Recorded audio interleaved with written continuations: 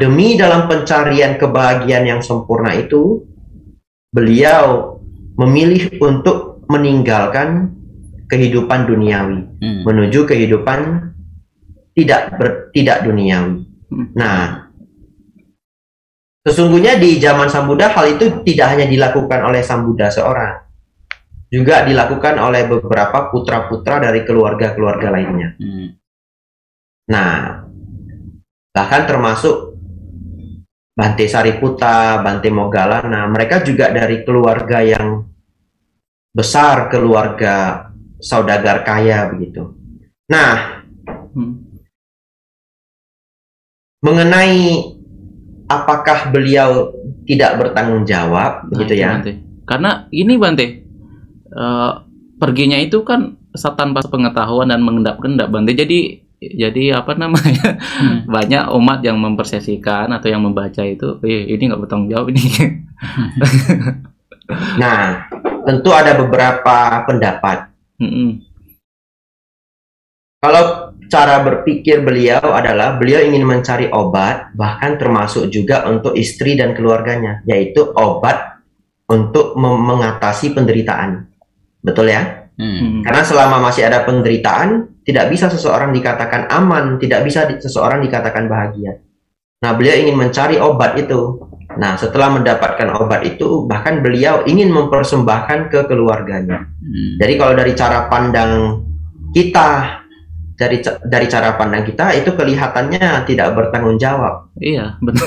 Tapi dari cara pandang di zaman itu oleh beliau, nah itu adalah sebuah solusi yang baik. Nah, selain itu, walaupun beliau meninggalkan keluarga, tapi beliau tahu bahwa keluarganya itu akan berkecukupan. Betul ya? Iya. Oh iya. Jadi walaupun beliau meninggalkan istri, meninggalkan anak, tapi beliau yakin anak istrinya akan berkecukupan. Baik-baik saja. Oleh karena itu, jangan ditiru oleh orang zaman sekarang.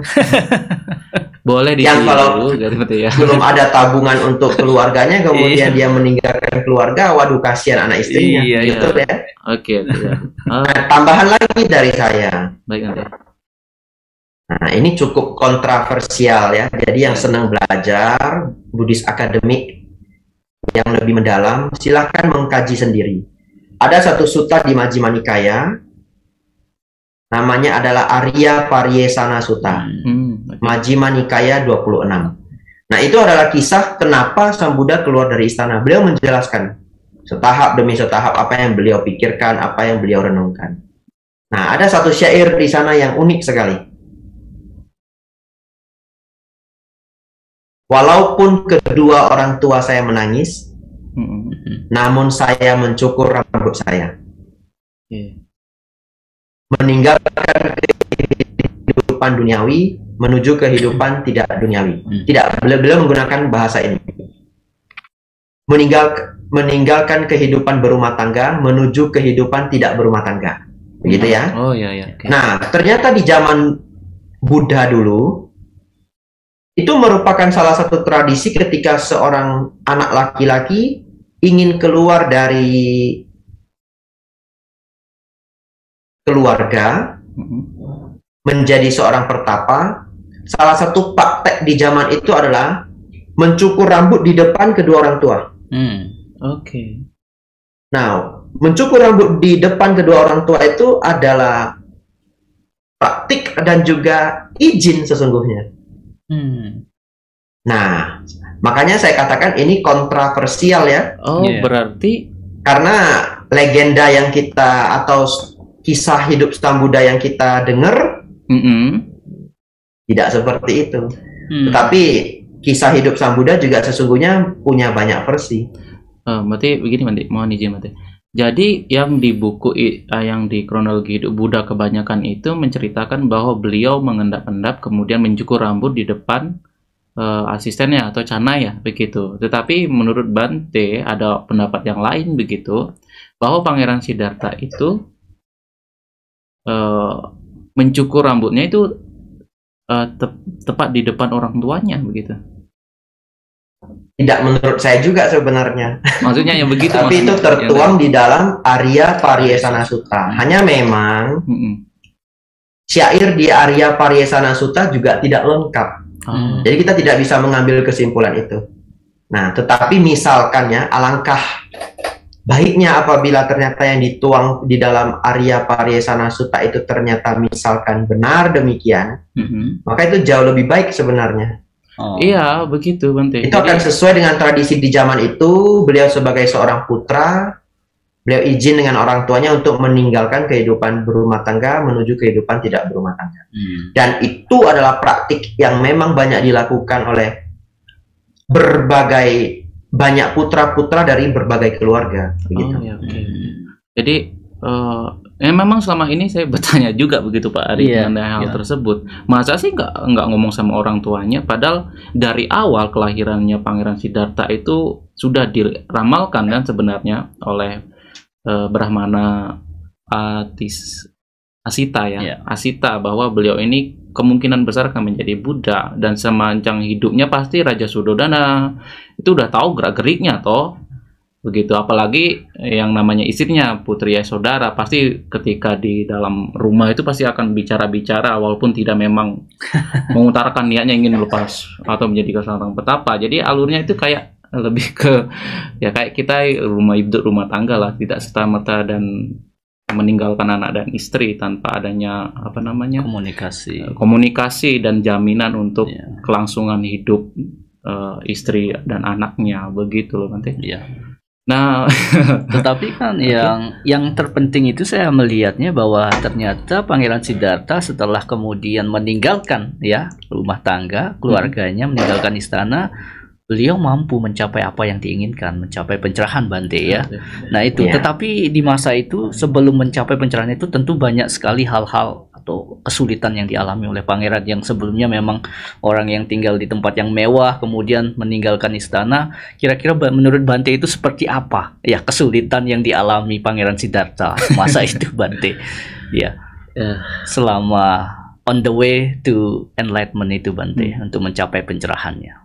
Supaya ini benar-benar menggugah kita juga ini dan para sahabat kepo di luar, betapa gigihnya usaha Pangeran Siddhartha. Beliau menjalani banyak sekali proses ya. Yang paling pertama, beliau gabung dengan Pancawagya Bhikkhu. Pertapa penyiksa diri. Dan penyiksaan diri di zaman dulu itu mengerikan. Jadi para pertapa penyiksa diri itu biasanya punya beberapa laku, beberapa praktik ya, yang mana mereka percaya kalau tubuh ini disiksa akan menjadi suci. Ya itu keyakinan mereka. Ya kalau tubuh ini disiksa akan menjadi suci. Oleh karena itu bagaimana penyiksaannya? Salah satu penyiksaan yang biasa dipraktekkan untuk tahap awal adalah melakukan praktik tahan nafas. Jadi tahan nafas sampai pingsan. Tapi tidak akan mati.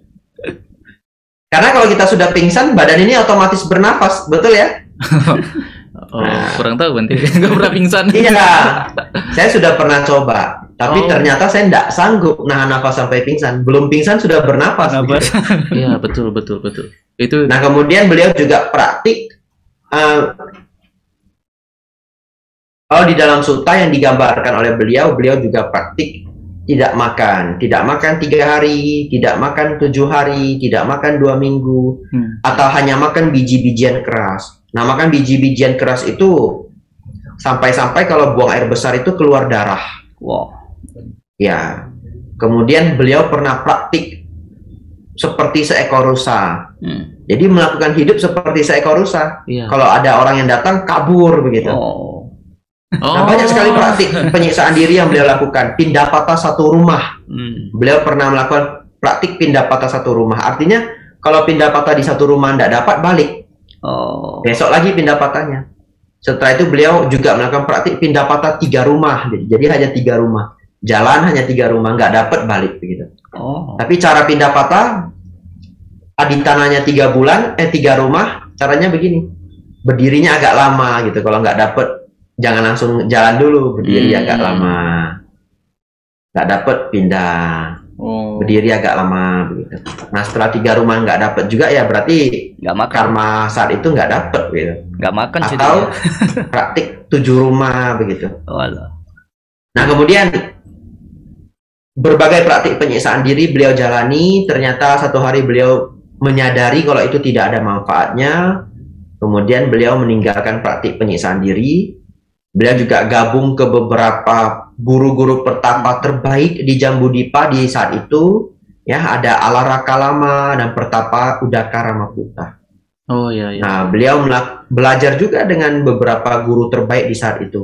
Lalu pada akhirnya berbagai proses dijalani oleh beliau, bisa dikatakan trial and error begitu ya. Ternyata akhirnya beliau menyadari kalau memang tidak ada guru. Selama beliau mengembara, belajar ke banyak tempat, belum ada satu guru pun atau orang yang memahami tentang lenyapnya penderitaan secara total. Belum ada. Akhirnya beliau bertekad di bawah pohon Bodhi. Saya akan berusaha berjuang menemukan obat itu sendiri. Menemukan lenyapnya penderitaan itu sendiri. Dan tidak akan bangkit atau tidak akan pergi dari tempat itu sampai pencapaian kesempurnaan. Nah, itu perjuangan Sang Buddha. Oke. Luar biasa sekali ya. Iya benar. Usaha keras. Jadi beliau itu pada saat menjadi pertapa, bahkan sebelumnya itu sebagai pangeran, sebenarnya kan beliau sudah banyak sekali belajar mengenai filsafat, kemudian terutama di kitab Weda ya Bante. Mengapa beliau, Bante tahu nggak? Aku juga masih pengen bertanya-tanya, kenapa beliau nggak memilih jalan Brahmana gitu lah ya Bante? Kenapa harus pertapa begitu Bante? Brahmana juga ada pertapaannya sebenarnya. Nah itu Bante. Karena di cerita, konsepnya berbeda. Jadi kalau ditanya kenapa beliau tidak menjalani itu, beliau menjalani. Karena pertapaan yang dipraktikkan Udaka Ramaputa dan juga Alaraka Lama ya pertapaan Brahmanisme. Betul ya? Benar, iya benar. Jadi beliau benar-benar menjalani. Hanya beliau menyadari loh, ini belum pencapaian arahat begitu. Bahkan ini juga bukan jalannya untuk mencapai arahat. Maka beliau terus mencari solusi ataupun metode yang tepat seperti itu. Nah, akhirnya beliau berjuang sendiri hingga lenyapnya kotoran batin. Berbekal dengan pengalaman beliau dan pembelajaran beliau dari banyak guru gitu ya Bante ya. Dan juga semua pelatihan yang sudah pernah beliau jalani sepanjang kelahiran yang lampau atau yang kita kenal dengan istilah parami, betul ya? Iya, betul. Karena yang namanya latihan dan pengalaman hidup kan tidak hanya satu kehidupan. Iya. Ya. Oke, bahkan latihan dalam satu sutta itu, bahkan latihan beliau itu melebihi latihan daripada petapa yang lainnya, bahkan para dewa pun begitu ya Bante ya. Betul, tidak akan bisa atau sanggup menjalani pelatihan ini gitu. Ya bisa dibayangkan begitu kayak gimana. Berat sekali ya yang dialami Pangeran Siddhartha. Saya punya satu cerita yang mungkin bisa menginspirasi kita. Ya, silakan Bante. Ceritakan Bante. Ya. Kami tunggu juga nih ceritanya. Iya, karena hari ini kita membahas mengenai apakah perlu percaya Sang Buddha. Benar gitu ya? Iya. Jawabannya adalah kalau seseorang bahkan kagum kepada Sang Buddha tapi tidak percaya, tetap tidak bisa belajar. Nah, itu bahkan kalau dia kagum, betul ya? Betul Bante. Nah, ini ada ceritanya. Nah, satu ketika Sang Buddha melihat atau mengetahui ada sekelompok pertapa yang sesungguhnya sangat berbakat. Kalau diajari mereka dhamma yang benar, mereka akan cepat mencapai arahat. Nah, itu adalah grupnya Uruwela Kasapa, para pertapa Jatila atau pertapa pemuja api. Jumlahnya 1.000 orang totalnya, tapi itu dipimpin oleh 3 saudara. Ya, yang paling tua namanya Uruwela Kasapa. Nah, kakak pertama ini, pertapa paling tua, paling senior ini memiliki 500 murid. 2 adiknya 250. Nah, satu ketika Sang Buddha jalan ke tempat mereka, menemui Uruwela Kasapa, pertapa Uruwela Kasapa. Jadi kita harus bisa membayangkan pertapa Uruwela Kasapa ini guru besar. Oke. Oke. Betul ya? Iya. Guru besar. Iya. Bayangkan, beliau memimpin 999 biku lainnya. Di STI bikunya berapa? 107. Betul ya? Iya. Sedikit. Oleh karena ini adalah seorang guru besar di zaman itu. Nah, kemudian Sang Buddha mendatangi Uruvela Kasapa, kemudian mengatakan, Pertapa Uruvela Kasapa, atau mungkin dipanggil Samana, kalau sesama pertapa manggilnya Samana. Bolehkah saya berwasa di tempat ini? Gitu ya. Oh iya, itu sering Ya, kali. jadi beliau ingin berwasa bersama mereka. Akhirnya Uruvela Kasapa mengizinkan. Nah, cerita ini tidak saya ceritakan detail, saya ceritakan poin-poin pentingnya saja, begitu ya. Baik. Nah, kemudian Sang Buddha tinggal di gunung, bahkan di gunung itu dikatakan sesungguhnya ada naga yang mengerikan seperti ini dan seperti itu. Nah, singkat cerita, Sang Buddha tidak mendapatkan persoalan tinggal di sana. Nah, setiap malam gunung itu bercahaya terang sekali. Besok paginya, Pertapa Uruvela Kasapa nanya sama Nagotama, kenapa kemarin saya melihat cahaya begitu terang? Siapa yang datang? Sang Buddha mengatakan, oh, kemarin saya mengajarkan Dhamma untuk para dewa dari Catu Maharajika, surga tingkat pertama. Nah, dari sana muncul kagum oleh Pertapa Uruvela Kasapa ini. Lalu Pertapa Uruvela Kasapa mengucapkan demikian, sungguh hebat Pertapa ini, begitu ya. Tapi sayang, dia bukan arahat. Oh. Nah, karena yang dianggap Uruvela Kasapa arahat adalah dirinya. Sombong nih. Dia juga nggak sombong, dia salah paham. Oh, Salah. Iya, dia beneran berpikir dia itu arahat. Nah, oleh karena itu, kenapa dalam ajaran Buddha dimulai dari pandangan benar? Karena kalau orang nggak punya pandangan benar bisa salah paham, salah pandangan. Iya. Nah, lalu besoknya lebih terang lagi karena besok yang datang berkunjung adalah dewa tingkat kedua, yang lebih tinggi lagi. Lusanya lebih tinggi lagi. Jadi hari demi hari beliau mengajar dewa yang lebih tinggi. Dan Uruvela Kasapa mengucapkan hal yang selalu sama. Sungguh luar biasa Pertapa ini. Tapi sayang, Belum arahat. dia bukan arahat. Nah, satu ketika terjadi banjir. Nah, Uruvela Kasapa ini begitu care sesungguhnya. Jadi Pertapa Uruvela Kasapa ini orang yang sangat baik, batinnya juga, pelatihan batinnya juga baik, karakternya juga baik. Dia begitu care dengan Pertapa Gotama, Samana Gotama. Kenapa saya menggunakan kata Samana Gotama? Karena beliau bukan murid Sang Buddha. Kalau kita manggilnya Buddha Gotama, sesama Pertapa manggilnya Samana Gotama. Nah, dia cepat-cepat minta muridnya untuk pergi melihat Buddha Gotama. Ternyata di tempat Sang Buddha itu tidak ada banjir. Nah, Sang Buddha terus menunjukkan keajaiban-keajaiban untuk memberi penyadaran, untuk menyadarkan Uruvela Kasapa kalau sesungguhnya dia itu belum arahat, begitu. Nah, terakhir, salah satu kejadian yang paling berkesan adalah mereka mau melaksanakan pindapata. Nah, Sang Buddha meminta Uruvela Kasapa, Pertapa Uruvela Kasapa, kamu silakan jalan dulu, saya akan menyusul. Nah, Pertapa Uruvela Kasapa ini lantas jalan.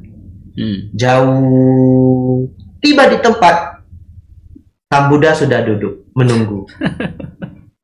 Sembari memegang bunga yang aneh, yang mana Pertapa Uruvela Kasapa belum pernah melihat bunga itu. Uruvela Kasapa bertanya, Samana Gotama, dari mana asal bunga itu? Atau tidak? Uruvela Kasapa nanya begini, kenapa Anda bisa tiba duluan? Itu bunga apa? Lebih kurang begitu ya. Nah, Sang Buddha mengatakan, oh, saya sudah dari tadi. Bunga ini dari alam surga.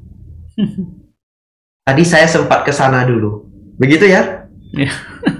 Luar biasa. Padahal Urwela Kasapa jalan duluan, tetapi Sang Buddha bisa tiba duluan, bahkan sempat metik bunga dulu di alam surga, begitu ya? Ya, jalan-jalan Di dulu. sana pertapa Urwela Kasapa kagum sekali, langsung dia berkata, sungguh-sungguh luar biasa pertapa ini. Hanya sayang Masih juga. dia bukan arahat. Nah, itu adalah penghujung wasah. Artinya wasah sudah mau berakhir. Sang Buddha kemudian berkata demikian ke Urwela Kasapa.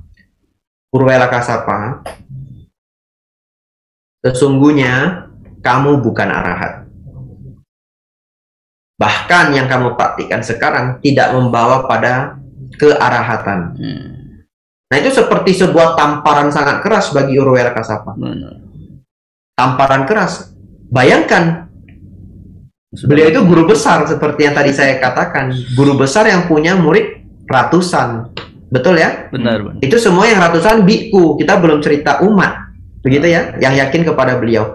Bahkan pertapa Urwela Kasapa ini adalah grup pertapa yang paling dihargai di kerajaan Raja Bimbisara. Itu paling dihargai di daerah itu. Nah, akhirnya Sang Buddha mengatakan itu sebuah tamparan keras untuk Urwela Kasapa. Kemudian dia merenung. Mungkin benar juga ya, begitu ya.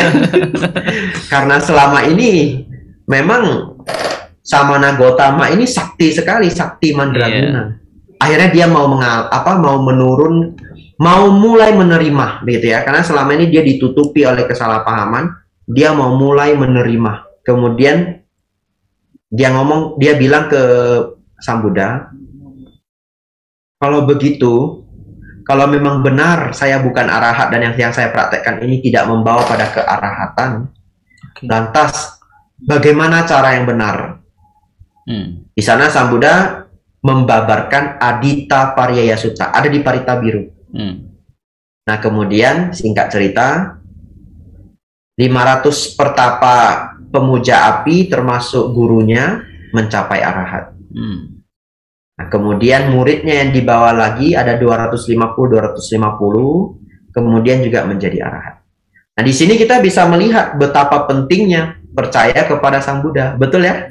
Benar, Bante. Bahkan ketika seseorang sudah kagum, melihat dia hebat, tapi kalau belum mau percaya, dan belum percaya itu kadang bukan hanya karena orangnya tidak mau percaya, tetapi karena terkadang seseorang sudah memiliki pandangannya sendiri sebelum mendengarkan ajaran Sang Buddha. Dan dia tertutupi oleh pandangan salah itu. Memegang erat pandangan sendiri gitu ya, Banda. Betul, akhirnya sulit dimasuki, seperti gelas yang sudah penuh airnya. Ya, Pak Putu. Jadi itu ya, ternyata kualitas yang dimiliki Sang Buddha itu sangat luar biasa. Selain beliau itu memiliki kesaktian, tetapi yang lebih penting lagi beliau mencapai tingkat kesucian arahat dan mampu melenyapkan semua bentuk kotoran batin itu. Ini yang sebetulnya membawa kita menjadi sangat yakin. Jadi keyakinan kita menjadi mengakar kepada pencapaian keharatannya itu ya, Pak Putu. Nah, tadi Bante sempat menyebutkan parami, Bante ya. Nah, apakah untuk menjadi Buddha ini memang parami itu adalah sesuatu requisite yang memang harus dipenuhi, Bante? Kalau menurut saya pribadi, parami itu adalah latihan. Sesungguhnya hasil dari latihan, buah dari latihan. Nah, tentu tidak hanya menjadi Sang Buddha, bahkan dalam kehidupan kita sehari-hari untuk mencapai banyak hal kita perlu latihan. Ya, sesungguhnya apapun itu kita perlu latihan. Belajar di STAB, prosesnya adalah belajar. Mendapatkan pengetahuan itu paraminya, begitu. Buahnya, buah dari perjuangan, buah dari latihan. Nah, Sang Buddha sendiri sesungguhnya di kelahiran beliau yang sebelumnya sudah pernah menjadi murid Buddha Kasapa. Tapi pada saat itu beliau tidak berhasil mencapai arahat. Nah, ini walaupun kedengarannya loh kenapa beliau tidak berhasil, karena itu adalah proses. Yang namanya hidup itu menjalani proses. Jadi beliau belajar dengan Buddha Kasapa di zaman lampau, kehidupan lampau beliau, kemudian belum sukses mencapai arahat. Tetapi apakah latihan ataupun proses berlatih di bawah Buddha Kassapa itu tidak berguna? Oh tidak, itu sangat berguna. Nah, jadi begitu banyak latihan beliau di kehidupan lampau. Oleh karena itu, beliau itu ketika lahir sebagai Pangeran Siddhartha bukan seseorang yang kosong, bukan seseorang yang tanpa berlatih. Sesungguhnya adalah sosok yang sudah berlatih sebegitu banyak kehidupan. Bahkan ketika umur 7 tahun beliau tidak niat begitu ya. Beliau duduk bersamadi di bawah pohon jambu dan beliau mencapai jana. Pada usia yang masih muda begitu sudah 7 tahun. Nah, tetapi ketika setelah beliau menjadi pertapa penyiksa diri dan juga pertapa aliran lain, beliau tidak menganggap apa yang dulu beliau capai itu penting. Yang umur 7 tahun itu. Sampai akhirnya setelah beliau memutuskan untuk mencari saja dengan usaha sendiri obat untuk melenyapkan penderitaan, beliau kembali flashback, merenung, jangan-jangan pencapaian jana yang saya capai ketika saya berumur 7 tahun, itulah jawabannya. Kebahagiaan yang tidak muncul dari keterikatan pada duniawi. Jadi kebahagiaan jana itu adalah kebahagiaan internal. Selama ini, kalau manusia pada umumnya mau bahagia itu selalu bergantung pada eksternal. Nah, kebahagiaan jana itu adalah kebahagiaan independen yang muncul dari batin kita. Kebahagiaan internal. Nah, beliau berpikir barangkali itu adalah jawabannya. Nah, kemudian beliau meneruskan latihan. Nah, pertanyaannya, bagaimana seorang anak 7 tahun bisa mencapai jana dengan gampangnya itu? Tidak. Itu adalah hasil latihan kehidupan lampau. Itulah parami sesungguhnya. Bahkan itu ya, Bante. Sebelum mencapai jana, jauh sebelum pas adalah air pun sudah sudah mengucapkan sebuah dikatakan cita-cita atau ambisi lah, bahasa modernnya ambisi, bahwa dia akan mencapai sama Sang Buddha. Kemudian ketika ayahnya menyodor meminta beliau menghormat kepada Brahmana Asita, beliau juga malah kaki beliau itu nggak tahu ceritanya, sebuah legenda atau gimana itu, begitu ya. Jadi nggak kosong begitu. Jadi ketika sudah berjalan, jadi beliau membawa itu semua pengetahuan yang sudah dari experience terdahulu gitu. Berarti ya, memang akumulasi ya Bante ya, akumulasi dari kebajikan, perbuatan bajik di kehidupan lampau yang memang dimiliki, dan itu penuh di kehidupannya yang terakhir sebagai Pangeran Siddhartha. Luar biasa sekali ya, sahabat Kepo. Jadi Sang Buddha memang memiliki kualitas yang luar biasa, seperti tadi cerita dari Bante yang sangat menakjubkan itu ya, betapa beliau itu menunjukkan kesaktiannya kepada Kassapa bersaudara ya. Kemudian baru mereka ngeh bahwa ternyata yang sudah mencapai Arhat itu adalah Buddha sendiri dan mereka belum sebetulnya. Setelah mendengarkan kemudian dhamma dari Buddha, mereka semua mampu mencapai Arhat ya Bante ya. Mengenai kesaktian itu Bante, itu apakah benar ya yang diceritakan dalam kita mempertanyakan kesaktian, masa kadang-kadang kan namanya kesaktian itu banyak orang yang sangat tertarik, bahkan terkadang fokus pada kesaktian, keajaiban dan lain sebagainya. Apakah itu memang tumbuh dalam tulisan ataukah memang benar adanya gitu kan? Ya, ini kan merupakan suatu kualitasnya Buddha juga kan, dikatakan demikian gitu. Kemudian itu yang pertama Bante. Nanti kemudian yang kedua itu fiksi Sang Buddha ini. Kadang-kadang ada yang penjelasan fisik Sang Buddha itu bukan tinggi banget kan begitu kadang-kadang. Apanya yang tinggi banget?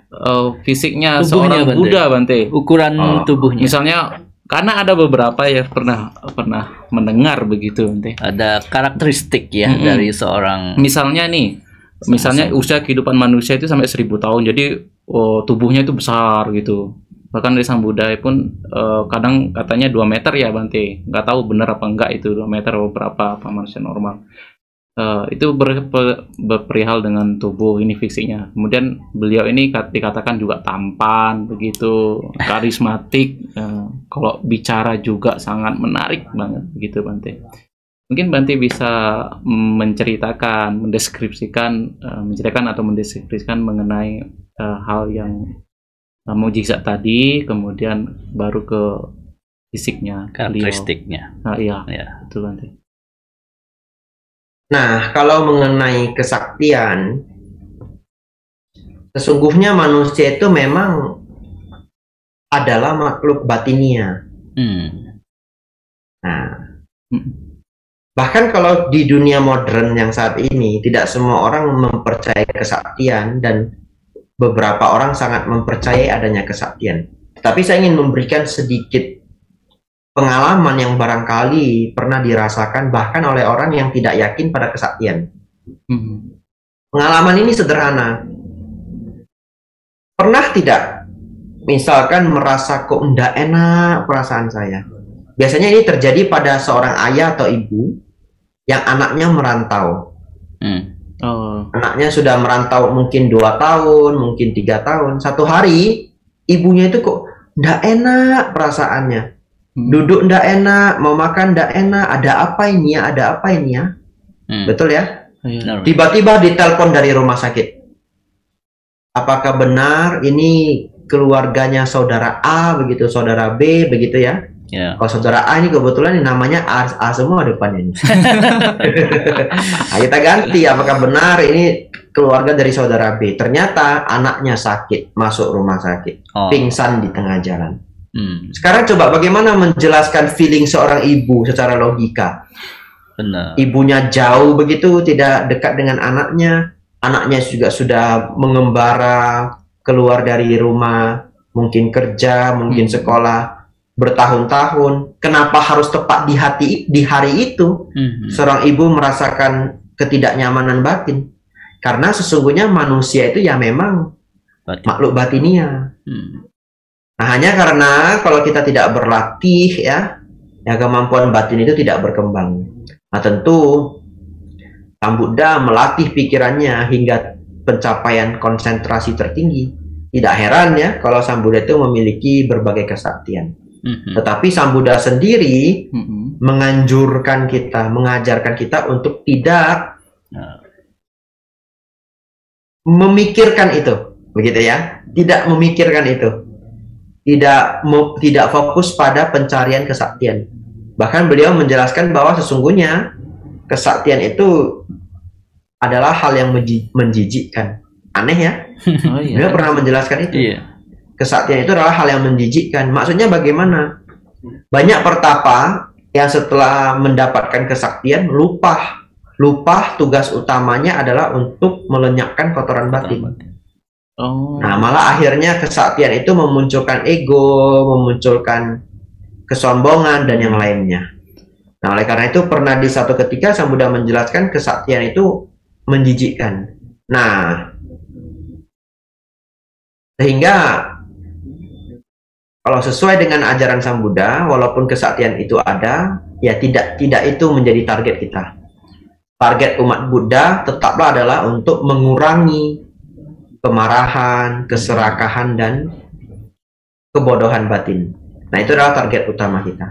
Nah, yang kedua mengenai fisik Sang Buddha dan juga yang lainnya. Saya pikir kalau pribadi saya, Sang Buddha itu perawakannya normal. Seperti manusia pada umumnya ya, benar. Seperti manusia pada umumnya. Kenapa demikian?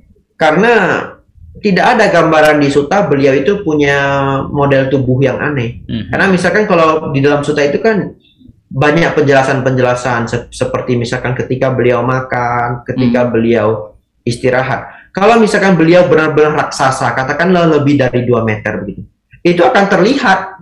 Misalkan di dalam CR Sutta, ketika Sang Buddha tiba, kami mempersiapkan kursi yang lebih tinggi. Nah, itu adalah misalkan ya, tapi itu tidak terjadi. Nah, bagaimana kalau Sang Buddha ternyata 2 meter? Ya, 2 meter masih normal, masih dalam range normal. Apakah beliau benar 2 meter atau tidak? Karena di bumi ini sekarang pemain-pemain NBA itu bisa 2,2, 2,3, betul ya? Pemain basket di Amerika. Iya, iya, iya. Ya, range 2 meter itu masih normal lah bagi manusia. Manusia yang tinggi begitu, tapi masih ada di bumi ini. Tapi kalau keyakinan saya pribadi, beliau perawakannya normal seperti orang lain pada umumnya. Hanya kalau beliau tampan kemudian karismatik itu sangat memungkinkan karena beliau lahir dari keluarga ksatria ya, Bante ya. Keluarga ksatria begitu. Oh ya, oke. Jadi wajahnya itu mirip orang-orang apa?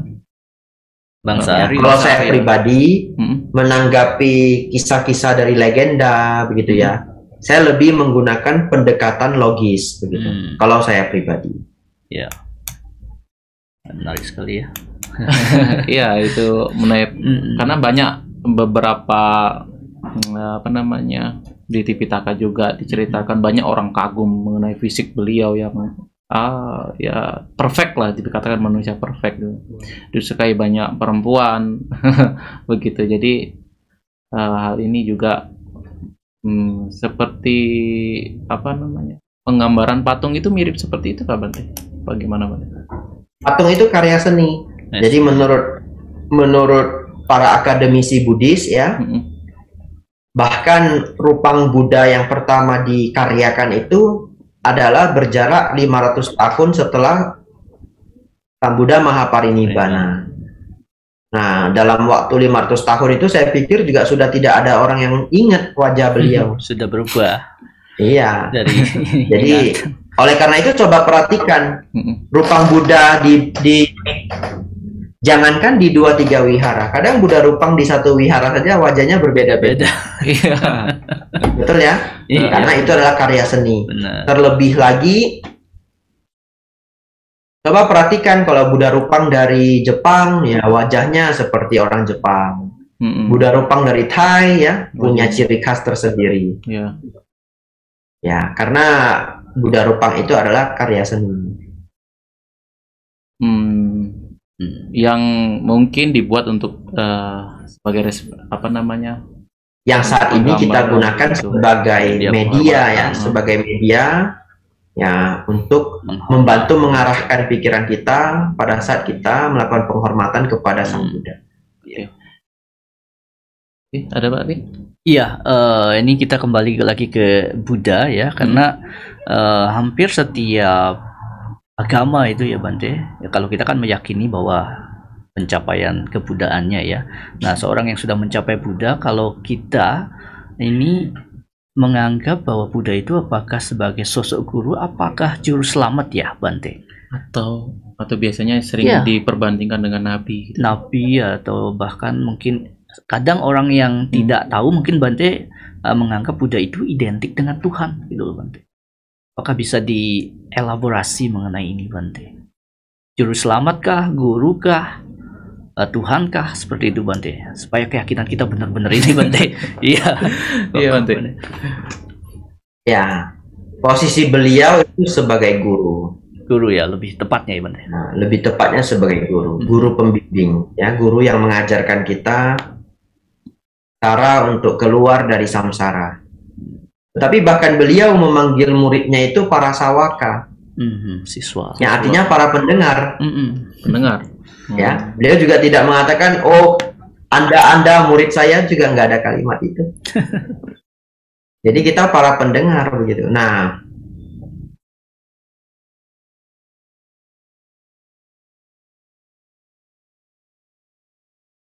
di sini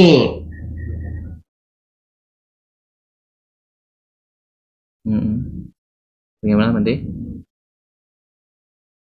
posisi beliau apakah sebagai Tuhan atau bagaimana ya? Ini saya jelaskan. Audio di situ tidak terganggu ya? Tidak Bante, jelas sekali Bante. Jelas Bante. Ya. Tapi tidak apa-apa. Ya. Ya, saya kembali. Nah, beliau itu sebagai guru dan kita mengikuti jejak beliau, mempelajari, mempraktikkan apa yang beliau ajarkan. Dan bagaimana kalau dikatakan beliau juru selamat, beliau juga juru selamatnya kita. Kalau beliau tidak mengajarkan dhamma, kita juga tidak selamat. Benar juga Bante. Betul ya? Benar Bante. Hanya uniknya adalah beliau mengajarkan kita cara, bukan memberikan kita janji. Oh, Menarik loh. Betul ya? Nah, beliau memberikan kita cara, bukan memberikan kita janji. Saya senang seperti ini. Saya membuat perumpamaan. Misalkan di kampus ada mahasiswa yang umat ya, bukan yang biku, bukan yang samanera, mahasiswa umat. Kemudian kita sebagai dosen, sebagai guru, sesungguhnya kita hanya bisa memberikan dia pengetahuan agar nanti setelah dia lulus, dia bisa sukses di masyarakat. Bisakah kita menjanjikan dia pasti sukses di masyarakat? Sulit. Kita hanya bisa memberikan dia cara. Bisa enggak saya ketemu satu mahasiswa kemudian saya bilang, kamu karena sudah mengenal saya dan kamu yakin dengan saya, sudah, kamu pasti akan menjadi orang kaya raya 5 tahun lagi. Pasti sudah. Begitu ya? Itu janji. Apakah benar-benar terwujud? Tidak tahu. Begitu ya? Nah, kalau Sang Buddha tidak menjanjikan kita, tetapi beliau mengajarkan kita caranya. Dan luar biasanya adalah, ya barang siapa yang menjalani cara itu, ya dia akan berhasil. Nah, seperti dosen sesungguhnya tidak bisa menjanjikan mahasiswanya akan sukses di masyarakat. Tetapi tugas seorang dosen, seorang guru, mengajarkan dengan baik semua bekal-bekal yang diperlukan untuk menghadapi kehidupan di masyarakat. Niscaya dia akan sukses di masyarakat. Nah, jadi Sang Buddha sebagai guru. Sekarang kita akan membahas tentang ketuhanan, dan ini penting. Ya, nah itu karena ibarat kalau di Buddhis itu banyak statement yang mengatakan selalu menolak, maksudnya beberapa Buddha itu seringkali menolak menjelaskan mengenai ketuhanan, kemudian mengenai apa manusia ini berawal dari mana dulu, kan begitu. Sering sekali itu Bante. Mungkin ini harus dijelaskan Bante. Iya, silakan Bante. Betul. Ketuhanan ini Bante. Nah, menarik sekali. Sesungguhnya Sang Buddha menjelaskan itu, ya. Salah satunya adalah di Brahma Jala Sutta. Nah, tetapi saya tidak membahas itu hari ini, ya. Saya sebutkan saja, bagi yang senang belajar, dia bisa cari sendiri. Nah, Brahma Jala Sutta. Nah, di sini saya akan menjelaskan tentang konsep ketuhanan. Baik, Bante. Di ajaran Sang Buddha, di dalam Dhamma, ketuhanan itu bukanlah Tuhan yang bersosok. Bukan person ya Bante. Oleh karena itu di Indonesia kita tidak juga menggunakan kata Tuhan yang Maha Esa, tetapi ketuhanan yang Maha Esa. Nah, kata ketuhanan ini bisa merupakan sosok, bisa merupakan kualitas. Gitu ya? Yeah. Nah, kegelapan, sifat gelap. Begitu ya? Kegembiraan, sifat gembira. Ketuhanan, yaitu sifat kualitas Tuhan. Nah, oleh karena itu di dalam Buddha Dharma, ketuhanan itu adalah kualitas tertinggi yang bisa dicapai, kualitas tertinggi yang ada di seluruh alam semesta. Nah, kualitas tertinggi itu adalah nibbana. Nibbana itu dikatakan adalah yang tidak tercipta, tidak terlahirkan, yang tidak memiliki kemarahan, tidak memiliki keserakahan, tidak memiliki kebodohan batin, yang sempurna. Nah, kualitas ini adalah kualitas ketuhanan. Sang Buddha tidak mengatakan dirinya Tuhan, tapi Sang Buddha sesungguhnya mencapai kualitas tertinggi. Begitu ya? Kualitas. Nah, pertanyaannya adalah, kenapa di ajaran Sang Buddha tidak ada sosok Tuhannya? Karena di dalam Dhamma yang masih memiliki sifat kemanusiaan tidak dianggap sebagai yang tertinggi. Apa itu sifat manusia? Sifat manusia itu misalkan masih bisa marah, masih bisa punya keinginan keserakahan, masih punya keakuan, begitu. Itu tidak bisa dianggap yang tertinggi. Oleh karena itu yang tertinggi di dalam ajaran Buddha Dhamma adalah pencapaian Nibbana itu sendiri. Tapi ada enggak makhluk superpower di ajaran Sang Buddha, makhluk superpower yang mengendalikan banyak alam begitu? Ada. Ada, tapi tidak disebut sebagai Tuhan juga. Hanya disebut merupakan salah satu makhluk yang ada di 31 alam kehidupan ini. Brahma yang maha tinggi. Seperti itu. Brahma ya. Kemudian berkenaan dengan itu Bante, apa namanya? Buddha seringkali menghindar mengenai pertanyaan yang metafisik seperti manusia ini berasal dari mana sih gitu Bante. Awal mula manusia ya. Iya, awal mula kehidupan dan lain kehidupan. sebagainya. Hal-hal yang metafisik itu seringkali dihindari pembicaraan tersebut. Uniknya sesungguhnya beliau tidak selalu menghindari. Tergantung pendengarnya. Kalau pendengarnya dianggap kurang bijaksana, tidak bisa memahami, beliau akan menghindari. Tapi kalau beliau menganggap pendengarnya ini bisa memahami, beliau akan menjelaskan. Bisa itu Bante. Iya. Misalnya kayak gimana? Contoh mengenai munculnya kehidupan, itu ada sutanya, namanya Aganya Sutta. Pernah mendengar ya? Iya, pernah dengar. Iya. Itu berarti Sang Buddha kadang menolak, kadang menjelaskan ya? Iya. Pernah ada umat yang bertanya kepada beliau tentang ini, apakah awal kehidupan, apakah akhir kehidupan. Beliau tidak mau menjawab, karena beliau melihat orang ini tidak bijaksana.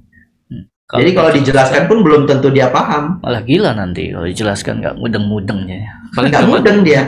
Paling cuman Iya, beliau kasih nasihat yang lain sesuai dengan tingkat kebijaksanaan orang itu. Audiensnya ya Bante, berarti sudah. Iya, tetapi di sisi yang lain terkadang beliau menjelaskan. Misalkan tadi saya memberi contoh Aganya Sutta menjelaskan tentang awal kehidupan. Nah, jadi beliau tidak selalu menghindar. Beliau mencocokkan sesuai dengan audiensnya, kemampuan orang yang bertanya itu. Oh iya.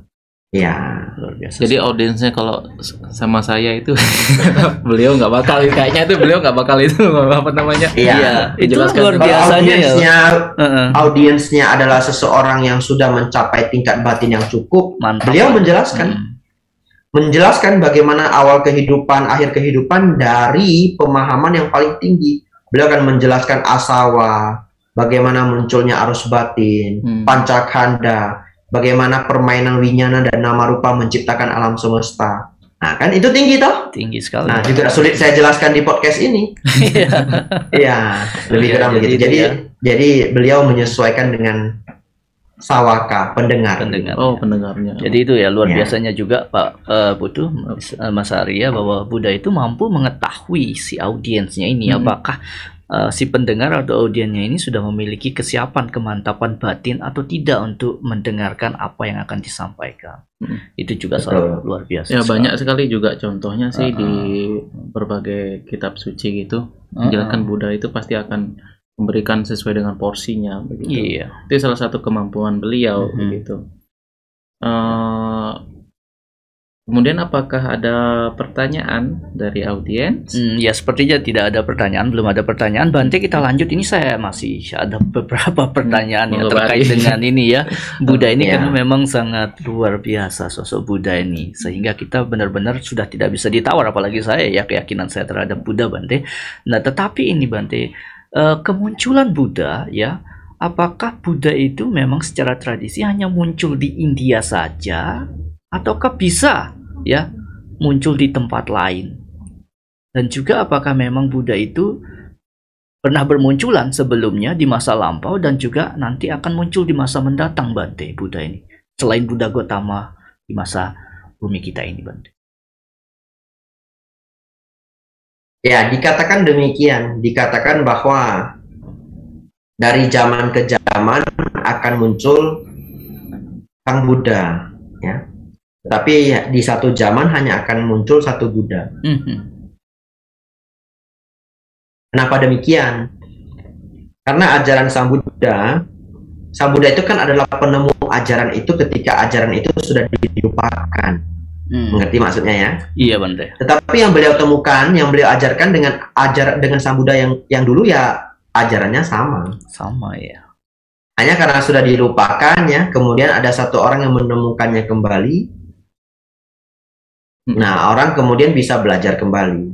Nah, apakah mesti di India? Jawaban saya,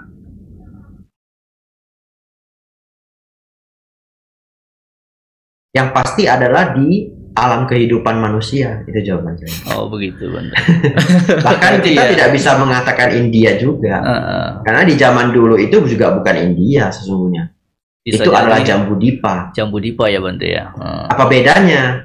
Jambudipa itu bukan hanya India. Jambudipa itu meliputi Pakistan, Nepal, Bhutan, Afghanistan, dan Masuk India. di sana ya Bante ya. Oh. Bahkan Sang Buddha lahirnya bukan di India, Di Nepal ya Bante. di Nepal. Ya, hanya Pada masa itu. kenapa beliaunya lahir di sana? Saya pikir karena di zaman itu di sana adalah yang paling cocok. Cocok ya. Cocok untuk seseorang berlatih spiritual. Karena di Jambudipa pada saat itu memang adalah tempat yang salah satu tempat yang paling spiritual, banyak pertapa, banyak orang yang juga mencari solusi untuk melenyapkan penderitaan, solusi untuk keluar dari samsara. Saya pikir kelahiran beliau di sana sesuai dengan karma beliau juga, dan juga kondisi di saat itulah yang paling tepat ya untuk memunculkan sisi spiritual. Oh iya. Nah, seperti itu. Berarti harus ada kondisi yang sesuai begitu ya, Bante? Untuk kemunculan budaya. Dari segi peradaban, kemudian tingkat intelektual. Juga tidak ada, sejauh yang saya ingat, sejauh yang saya ketahui, tidak ada teks juga yang mengatakan Buddha harus muncul di India. Tidak. Ya, Yang ada adalah Buddha pasti muncul di alam manusia. Manusia Bante ya. Nah, bahkan di satu teks dikatakan kadang di planet lain itu ada Sang Buddha juga, Buddha yang lain. Nah, ada teks seperti itu, teks sutra. Nah kan nggak mungkin ada India di planet lain. Iya gitu Bante. Karena selama ini kita dengar ya Buddha-Budanya di India terus ya, kenapa nggak di tempat lain juga ya itu. Iya, karena benar-benar gini. Ya mungkin itu peradaban yang persepsi berbeda, mereka gitu. Pada zaman dan peradaban betul. yang berbeda sebenarnya. Nah, itu Sekali. menarik sekali mengenai Buddha begitu pada pembicaraan ini. Kemudian, oh iya Pak Buddha, ada yang mau ditanyakan lagi nih? Belum ini sampai sekarang. Ya, karena saya ini teringat satu hal Bante mengenai Buddha. Nah, kira-kira kalau Buddha yang menjadi Buddha itu kan pasti laki-laki ya Bante. Oh iya. Tetapi perempuan juga kan punya kesempatan Bante. Ya, apakah perempuan ini juga nanti bisa menjadi seorang Buddha juga Bante? Kalau dikatakan di dalam teks sutta, semua Buddha itu pasti laki-laki. Iya. Ya betul. Nah, tentu kita tidak mau mendiskriminasikan wanita ya. Iya Bante. Yang wanita panas Tentunya ini punya kesempatan dong Bante ya. bukan Ya. hanya di agama Buddha sih. Kalau di dalam ajaran Sang Buddha, wanita bisa mencapai arahat. Artinya pencapaian itu tidak diskriminatif. Pencapaian itu tidak diskriminatif. Benar. Nah, tetapi kenapa dikatakan bahwa yang mencapai kebuddhaan itu pasti laki-laki? Saya mau meminjam penjelasan Bhante Dhamma-Udo dari Malaysia. Iya Bante. Karena nama Bhante Dhamma-Udo ada beberapa orang ya. Saya pernah mendengar penjelasan Bhante Dhamma-Udo. Beliau adalah kepala wihara Buddha Gautama di Malaysia. Beliau mengatakan karena memang perjuangan seseorang mencapai kebuddhaan itu sulit. Seperti kita melihat Sang Buddha sendiri, beliau keluar dari istana, mengembara sendirian, kemudian masuk ke berbagai ajaran yang berbeda, melakukan penyiksaan diri. Kalau wanita, sulit melakukan itu. Bahkan sampai di hari ini yang sudah begitu modern ya, apakah bisa wanita berpetualangan sendiri? Tidak gampang. Bisa-bisa wanita itu diculik. Ya. Diculik. Iya, sulit sekali bagi seorang wanita mengembara. Bahkan ada seorang bikuni di zaman dulu. Bikuni itu seorang arahat. Saya lupa namanya ya. Bikuni itu bermeditasi sendirian di tempat yang sepi. Dan akhirnya bikuni itu diganggu oleh pria. Itu tidak dalam kasus mengembara, itu hanya dalam kasus sendirian. Bayangkan betapa sulitnya bagi seorang perempuan untuk mengembara. Oleh karena itu, ini menurut penjelasan dari Bante Dhamaudo ya. Oh iya, Bante. Ya, saya terinspirasi dari apa yang beliau jelaskan ini, saya kemudian utarakan di sini. Nah, oleh karena itu, dikatakan di dalam teks bahwa Buddha pasti laki-laki. Nah, dan pendekatan kita secara logis cukup masuk akal. Karena sulit bagi perempuan untuk mengembara. Iya, Bante. Betul, Bante. Saya setuju, Bante, dengan pendapat itu. Tapi perempuan juga dalam konteks ini, dalam agama Buddha juga memiliki kesempatan yang sama untuk mencapai tingkat kesucian tertinggi ya Bante ya. Betul. Dan yang sering disalahpahami orang adalah apakah ada persepsi bahwa pencapaian Sang Buddha lebih tinggi dari pencapaian arahat lain? Dalam konteks batin, dalam konteks lenyapnya penderitaan tidak berbeda. Karena Sang Buddha juga seorang arahat. Bahkan beliau menyatakan bahwa apa yang dicapai pencapaian arahat oleh para arahat dengan pencapaian arahat beliau adalah sama. Pencapaian arahat dalam artian lenyapnya kotoran batin, lenyapnya asawa, atau dalam bahasa Pali yang kita sebut sebagai asawa kayanyana. Sang Buddha mencapai asawa kayanyana. Murid Sang Buddha yang arahat juga pencapaiannya asawa kayanyana, persis sama. Yang membedakan adalah Sang Buddha sebagai penemu, murid-muridnya sebagai yang belajar. Permasalahannya, penemu dan juga peniru, atau bukan peniru, murid begitu ya. Antara penemu dan murid itu pencapaiannya sama. Kalau di dunia kita saat ini, penemu lebih dihargai. Betul ya? Betul. Dibandingkan murid. Tapi kalau kita cerita konteks batin, spiritual, dan pencapaian arahat, kan arahat itu nggak ada ego. Benar. Berarti menjadi penemu dan menjadi murid kan nggak apa-apa, sama aja toh. Nggak ada ego, nggak harus jadi penemu juga, misalkan begitu ya. Oleh karena itu, bahkan seorang perempuan kalau mencapai arahat, pencapaian arahatnya itu adalah pencapaian arahat yang persis sama oleh seorang Buddha. Dan Buddha itu arahat. Bagaimana kita tahu Buddha itu arahat? Namo tassa bhagavato arahato. Iya. Jadi tingkat pencapaiannya sama.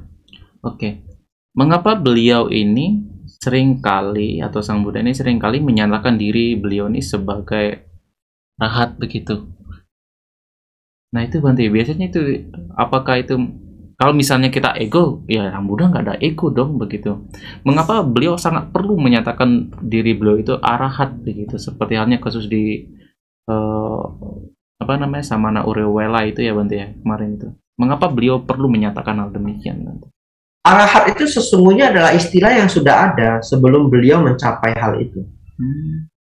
Makanya Urwela Kasapa juga bisa mengklaim dirinya arahat. Berarti kan istilah itu sudah ada. Iya. Betul ya? Nah, arahat itu artinya adalah seseorang yang sudah memutuskan akar. Akar apa? Akar penderitaan, akar kotoran batin. Nah, saya pikir klaim-klaim beliau itu tidak sama sekali untuk ego. Tidak sama sekali untuk ego, tidak sama sekali untuk kesombongan, tetapi benar-benar menjelaskan apa adanya yang memang beliau capai. Tetapi tidak dalam bahasa pengungkapan yang dengan kesombongan. Nah, misalkan kalau seorang ayah mengajar anak, kamu jangan ke sana. Di sana itu banyak serangga gitu. Jadi kalau malam-malam kamu jangan ke sana, banyak serangga. Nanti kamu bisa digigit. Di sana banyak semut-semut, tapi kalau malam tidak nampak, kamu jangan ke sana. Saya sudah pernah ke sana. Apakah kata saya sudah pernah ke sana itu kesombongan? Gak ada. Karena seorang ayah memang pernah ke sana dan pernah kegigit begitu. Dia hanya menyampaikan ke anaknya kalau kamu jangan ke sana karena saya sudah pernah ke sana. Saya sudah mencapai tempat itu begitu. Nah, Sang Buddha hanya dengan keterbukaan apa adanya menjelaskan ke kita kalau beliau sudah sampai ke sana. Kesananya mana? kondisi lenyapnya kotoran batin. Saya sudah sampai. Nah, dan rasanya begini loh kalau sudah sampai. Rasanya itu adalah tidak ada kemarahan, tidak ada keserakahan, tidak ada kesombongan, tidak ada ego, tidak ada kebodohan batin. Yang ada adalah kebahagiaan batin yang murni. Bahkan pun adalah bukan penderitaan pun bukan kebahagiaan yang disebut sebagai UPK itu. Ya, beliau berusaha menjelaskan dengan kata-kata agar murid-muridnya yang belum mencapai itu bisa setidaknya memahami secara teori, kemudian termotivasi untuk mempraktikkannya. Atau dengan kata lain seperti judul kita hari ini, muncul kepercayaan. Karena kalau nggak percaya nggak bisa jalan. Iya, benar-benar. Ya nggak akan jalan nanti. Nggak akan jalan kalau nggak percaya. Kalau kita nggak percaya sama orang kan kita nggak ikut dia. Benar, ya. Ya. Itu kemudian mengenai mana yang lebih dahulu. Banyak yang statement begini, Bante. Lebih baik itu praktik dharma daripada ritual begitu. Antara ritual dan praktik dharma atau belajar dharma itu seringkali menjadi salah persepsi bahwa nggak terlalu penting ritual begitu, Bante. Kemudian yang penting itu ya belajar sama praktik meditasi dan begitu, Bante. Apakah memang demikian, Bante? Karena ritual ini pasti akan berhubungan mengenai rupang Buddha dan lain sebagainya, termasuk Buddha sendiri sih sebenarnya. Bahkan sebenarnya menurut Emil Durkheim, ritual merupakan ekspresi beragama. Jadi itu banyak sekali sebenarnya. Maksudnya sebenarnya bagi saya itu penting ritual, tapi memang ranahnya harus harus ada pandangan benar seperti itu ya, Bante. Nah, yang dipraktikkan kita dalam puja bakti, kegiatan-kegiatan itu kalau di bahasa Indonesia kan yaitu disebut ritual. Kalau di bahasa Indonesia kan, artinya kita bisa cek kata ritual itu menurut Kamus Besar Bahasa Indonesia artinya apa. Dan saya yakin puja bakti yang kita lakukan itu masuk kriteria makna ritual dalam bahasa Indonesia. Tetapi sesungguhnya yang kita lakukan itu adalah proses untuk meluhurkan batin. Itu adalah praktik dhamma. Ritual yang kita kembangkan dalam puja bakti itu juga adalah praktik dhamma. Jadi uniknya adalah kita tidak menjalankan ritual yang bukan praktik dhamma. Satu set sebenarnya, nggak bisa dipisah. Iya. Apakah puja bakti itu ritual? Kalau kita masukkan ke Kamus Besar Bahasa Indonesia, coba cek Kamus Besar Bahasa Indonesia, ritual artinya apa? Ritual itu tata cara, Bante. Tata cara dalam melakukan upacara begitu. Nah, itu sebuah upacara, betul ya? Betul. Nah, sedangkan saya mau nanya, puja bakti yang kita lakukan itu praktik dhamma bukan? Praktik dhamma. Salah satu praktik dhamma sih. Di dalamnya ada bermeditasi, ada mendengarkan dhamma, betul ya? Satu rangkaian sebetulnya, Bang. Satu rangkaian. Nah, malahan di sana adalah tata cara upacara itu menjadi baik karena ada jadwalnya. Kita menjadi disiplin. Setiap minggu misalkan. Dan kedisiplinan itu juga bagian dari latihan. Kemudian ada temannya yang datang bukan satu orang, berkumpul bersama. 50 orang, 100 orang, 200 orang, muncul semangat. Iya. Betul ya? Iya. Itu luar biasa baik. Jadi kita jangan menjadi salah kaprah menganggap itu ritual, nggak penting.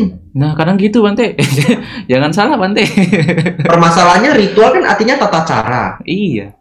Jangan disamaratakan. Kalau ada orang di luar sana yang melakukan tata cara yang tidak sesuai dhamma, itu ritualnya dia, betul ya? Benar. Oke. Ritualnya kami adalah ritual yang sesuai dhamma. Yang sesungguhnya ritualnya kami juga adalah praktik dhamma. Tata cara kami, upacara kami adalah praktik dhamma. Di dalamnya terkandung praktik dhamma. Contoh, pembacaan parita. Parita itu khotbah-khotbah Sang Buddha. Dan juga penghormatan kepada beliau. Kemudian di sana menyalakan dupa, bunga dan lilin. itu amisa puja, puja eksternal. Puja internalnya apa? Puja internalnya adalah kita semua berkumpul untuk mendengarkan dhamma dan mengajarkan dhamma. Mendengarkan dhamma itu puja. Mengajarkan dhamma itu sendiri juga puja. Bahkan Sang Buddha memuji mereka yang melakukan puja dengan mempraktikkan dhamma itu lebih tinggi dari amisa puja. Jadi semua ritual yang kita lakukan adalah praktik dhamma, satu serangkaian seperti yang tadi disebutkan Pak Arya. Ya gitu Bante, karena memang beberapa umat, bahkan salah satu Bante mengatakan menemukan satu umat ketika beliau mau mengisi nih ya Bante ya. Karena dalam wihara itu kan jadwal puja bakti kan ada rangkaian pujanya tuh. Tiap hari kita meditasi, khotbah begitu. Kemudian ditanya sama Bantenya, jadi umatnya di depan pintu wihara begitulah, sedang duduk. Kenapa nggak masuk ke dalam? Nanti saja habis setelah baca parita baru masuk ke dalam gitu. Jadi Bantenya ketika ceramah ya udah menjelaskan tentang hal itu gitu Bante. Dan saya pikir memang benar begitu. Ketika kita membandingkan puja bakti, kemudian praktek hanya mendengarkan dharma dan bukan maksudnya mendengarkan dharma dan bermeditasi dan lain sebagainya, itu kita tidak boleh menjustifikasi bahwa cara ini maksudnya bobot karmanya biasanya begitu, bobot karmanya kurang berkualitas daripada yang lain begitu Bante. Iya. Itu banyak ditemui loh Pak Ari gitu. Dan fenomenanya begitu sih Bante, sering kali saya lihat itu. Ya kita juga tidak bisa memaksakan cara pandang setiap individu. Ya. Tapi di sini saya hanya memberitahu ya, misalkan ada orang yang tidak mau ikut baca parita, kita hanya ingin memberitahu dia bahwa cara belajar setiap orang juga berbeda. Nah, untuk dia tidak memukul rata bahwa itu tidak penting. Bagi beberapa orang itu sangat penting. Nah, dan itu semua adalah bagian dari praktik dhamma. Ya itu. Jadi ritual itu pasti akan membangkitkan gairah kita nanti dalam melakukan atau mengamalkan nilai-nilai luhur Sang Buddha. Yang terpenting adalah tata upacara yang kita lakukan sesuai dhamma dan sesuai tujuannya dhamma. Itu yang paling penting. Oke, Pak Putu berbicara tentang dhamma itu tadi ya, yang diajarkan Sang Buddha. Ini saya ada pertanyaan Bante terkait dengan dhamma itu sendiri. Nah, dhamma yang diajarkan Buddha di masa lalu ya, begitu juga dhamma yang diajarkan oleh Buddha-Buddha entah nanti di masa mendatang, apakah sama dhamma ini nanti Bante? Pada intinya seperti yang diajarkan oleh dhamma yang diajarkan oleh Buddha Gautama Bante. Sama. Itu Sang Buddha sendiri yang mengatakan. Nah, apa bunyi syairnya? Bunyi syairnya adalah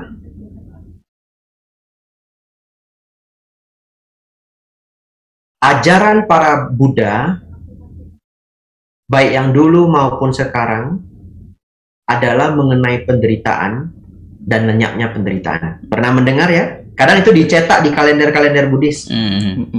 Itulah ajaran semua Buddha. Esensialnya apa? Mengenai penderitaan dan lenyapnya penderitaan. Itu ajaran semua Buddha. Jadi sama. Buddha-Buddha di masa lampau itu yang pernah bermunculan itu mengajarkan inti ajaran yang sama ternyata. Ya, tidak berbeda. Seputar itu. Penderitaan jalan menuju lenyapnya penderitaan. Jadi 4 kebenaran mulia itu Pak. Menarik sekali. Selain itu Bante, ini berkenaan umur Sang Buddha. Usianya Buddha ya. Karena ketika Sang Buddha mendekati atau setelah Sang Buddha wafat begitu atau parinibbana, banyak yang menyalahkan Biku Ananda. Kenapa nggak meminta Buddha untuk memperpanjang umurnya? Itu Bante pernah mendengar kan? Nah ya itu. Bagaimana menurut Bante itu? Apakah memang salah Ananda? Apakah Sang Buddha itu bisa memperpanjang umur begitu kalau beliau ada meminta begitu Bante? Apakah itu kalau misalnya dilematis juga sih kalau misalnya beliau memperbanyak umur akan sangat kontradiktif atau sangat bertentangan dengan ajaran beliau tentang anicca kan begitu Bante? Bagaimana menurut Bante mengenai ya itu terakhir beliau itu. Kritikan juga itu yang diberikan kepada Ananda oleh Sangga pada saat konsili Buddhis yang pertama ya. Ya saya pikir Sang Buddha maha bijaksana. Ya, beliau sebelum memutuskan itu tentu beliau juga sudah mempertimbangkan bahwa itu adalah pilihan yang terbaik. Betul ya? Kan Sang Buddha sesungguhnya kita bisa melihat cara berpikir Sang Buddha selama ini independen. Tidak hanya karena Bante Ananda tidak meminta. Iya. Nah, tapi beliau sendiri saya yakin memiliki pertimbangan-pertimbangan bahwa sudah cukup ajaran beliau. Sudah cukup. Nah, sehingga beliau memutuskan untuk Mahaparinibbana. Oke. Jadi saya menjawab dengan singkat seperti itu karena saya juga tidak bisa menduga-duga. Saya tidak ada di sana waktu itu. Iya. Betul ya. Tetapi Saya apa ada di juga sana. Bante, barangkali kalau memang Sang Buddha mau ya kenapa tidak juga? Karena beliau juga memiliki kemampuan untuk itu ya Bante kira-kira. tapi kalau mau dikritik karena ajaran beliau tentang anicca anatta, tapi beliau malah memperpanjang umur begitu. Itu kemungkinannya sih kalau menurut saya loh, pandangan saya begitu. Ya. Kalau Bante kan jawabannya sesimpel itu. Iya, ya. Simple dan dalam. Menarik ya. Demikian. Memang luar biasa. Tetapi tidak lupa juga, Sang Buddha ketika di umur itu juga badannya sudah rusak. Beliau mengatakan badanku ini sudah seperti kereta kuda yang rusak. Iya, Bante. Iya, betul. Ya, sakit di Sakit. kiri, sakit di kanan. Jadi artinya beliau itu hanya kesehariannya bersamadi, masuk ke dalam samadhi nibbana. Karena tubuh beliau sudah penuh dengan penyakit. Oleh karena itu bahkan seorang Buddha tidak luput dari penyakit. Benar-benar. Betul. Ya, hanya untuk mengatasi hal itu beliau bersamadi masuk ke dalam nibbana. Bahkan ada salah satu biku yang mencermati itu, Bante. Oh, kok tubuhnya Sang Bagawa sudah sekarang tidak seperti dulu yang kencang, tampan, dan sekarang sudah tua renta, peyotan begitu. Ya. Ya, itu beliau membuktikan bahwa memang ajaran beliau seperti demikian gitu, dan beliau hanya fokus bukan pada bentuk jasmani tetapi atau material saja, tapi yang penting adalah bagaimana untuk mengembangkan mental kita ke tahap yang paling tinggi, gitu ya, atau kualitas nibbana tadi, gitu. Nah, itu tentang seputar Buddha. Wow, luar biasa sekali pembahasan sekarang ini. Beberapa misteri-misteri yang dalam kepala kita sejak lama sebenarnya ini, Bante. Ini benar apa enggak? Ini misterinya masa begini, masa begitu, gitu kok.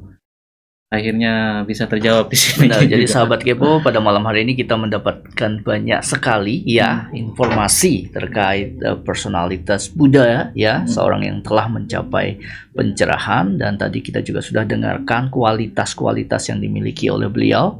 Yang paling penting adalah beliau adalah seorang yang mampu melenyapkan semua bentuk kotoran batin. Ya. Oke. Ini Bante satu, karena melihat di tengah-tengah masyarakat sekarang kan digambarkan ada Buddha Metteyya ini. Nah, menurut Bante itu penggambaran mereka itu kok bisa sudah ada Buddha Maitreya seperti itu digambarkan, dan bahkan ada yang meyakini sampai saat ini. Pendapat Bante seperti apa itu, Bante? Akan tentang Buddha masa mendatang ini, Bante? Sesungguhnya muncul grup ya atau kelompok yang memuja Buddha Maitreya itu tidak hanya muncul di saat ini. Saya pernah ke Tiongkok dulu ketika masih umat, ke China ya. Di sana saya ke Chengdu, itu ada Buddha raksasa. Namanya saya lupa namanya. Jadi Buddha raksasa itu besar sekali, salah satu yang terbesar di dunia. Ternyata di tempat itu, di wihara itu dulu juga ada praktik penghormatan kepada Buddha Maitreya. Oleh karena itu sesungguhnya kalau kita menjelaskan bahwa ada umat yang atau ada kelompok yang sudah melakukan atau mengakui bahwa Buddha Maitreya sudah muncul, ya tidak hal yang terlalu modern juga. Di zaman dulu juga sudah ada. Karena nama Buddha Maitreya itu muncul di dalam sutta. Sang Buddha memang menjelaskan bahwa setelah Buddha Dhamma yang beliau ajarkan itu dilupakan oleh orang, akan muncul Buddha baru yang disebut Buddha Metteyya. Tetapi dari pemahaman kita, Sang Buddha itu ajarannya persis sama. Jadi mungkinkah ada dua penemu di satu zaman? Nggak mungkin. Contoh, kita semua sudah tahu penemu telepon itu Alexander Graham Bell. Begitu ya? Benar. Penemu gravitasi itu Newton. Tapi sebenarnya apakah Newton menemukan gravitasi? Tidak. Ada Newton atau tidak ada Newton pun gravitasi itu ada. Gravitasi itu Newton hanya menjelaskan konsep gravitasi ke kita. Iya. Sang Buddha pernah mengatakan beliau tidak menciptakan Dhamma. Iya. Dhamma itu ada, apakah ada Buddha yang muncul ataupun tidak. Beliau hanya menjelaskan ke kita Dhamma itu apa. Dhamma itu adalah hukum-hukum alam semesta. Jadi sekarang begini, kita sepakat bahwa gravitasi itu ada, apakah Newton menjelaskan ke kita ataupun tidak. Begitu ya? Benar. Nah, Newton adalah orang pertama yang memahami, ada loh daya tarik bumi. Begitu ya? Sekarang, kita semua tahu, kita semua belajar. Penemu atau orang yang menjelaskan gravitasi pertama kali di dunia ini adalah Newton. Kalau tiba-tiba saya katakan, tidak, sesungguhnya sudah ada penemu baru. Namanya Abhijatto. Saya diketawai orang. Betul ya? Iya, benar. Nah, jadi kalau menggunakan apa yang dijelaskan di dalam Tripitaka, yang mana itu adalah pegangan untuk umat Buddha, Sang Buddha itu hanya menjelaskan Dhamma, hukum alam semesta. Dan saat ini kita belum ada, di dunia ini kita semua masih menghafal bahwa yang menjelaskan ke kita tentang Dhamma pertama kali adalah Buddha Gautama 2600 tahun yang lalu. Masih ada sejarahnya, masih ada pilar-pilar Asoka. Tiba-tiba ada yang mengatakan, enggak, sudah ada penemu baru. Bagaimana ada penemu baru sedangkan kita belum melupakan penemu yang lama? Gitu. Nah, oleh karena itu dari pemahaman di Tripitaka itu sulit untuk diterima. Tetapi munculnya kelompok-kelompok ini, kelompok-kelompok ajaran Buddha Maitreya, terjadi di masyarakat kita, itu saja. Iya. Benar. Terutama mereka yang meyakini betul Bante ya. Betul. Tapi itu adalah keyakinan, hak setiap orang, hak pribadi setiap orang. Kita tidak bisa mengganggu keyakinannya orang. Makanya ketika menjelaskan, saya juga tidak menjelaskan siapa benar siapa salah. Benar. Betul ya? Benar ya. Saya hanya menjelaskan dari cara pandang Tripitaka.